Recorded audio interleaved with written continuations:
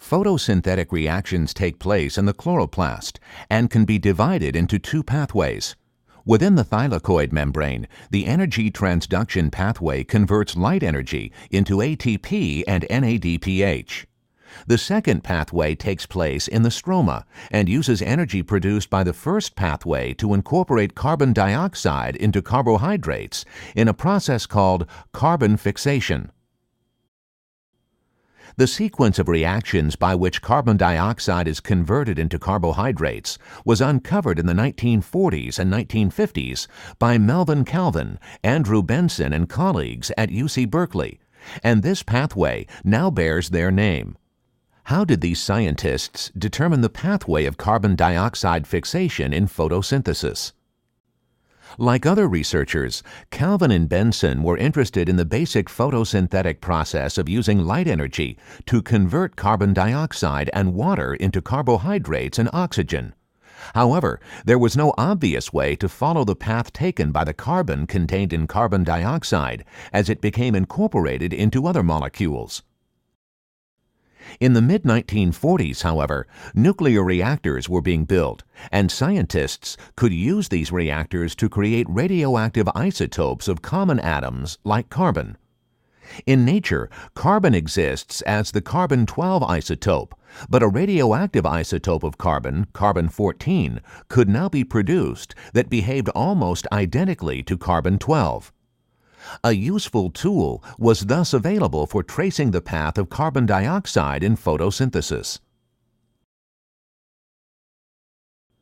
Calvin and Benson first constructed an apparatus consisting of a light source and a flask that could be filled with photosynthetic organisms. For this purpose, the researchers chose the unicellular green algae chlorella. To label metabolites, the researchers injected carbon-14 labeled CO2 into the flask and then quickly killed the algae and extracted their metabolites in boiling ethanol.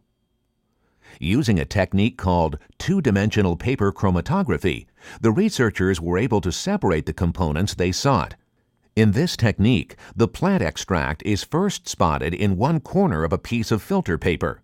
The paper is then suspended in a chamber containing a solvent in such a way that the solvent just touches the edge of the paper. Capillary action will pull the solvent across the paper. As it passes over the extract, it will pick up various components. Based on their molecular properties, the components will travel at different speeds as they're pulled along the piece of paper by the solvent. In order to improve the separation even more, a second run was performed in a perpendicular direction.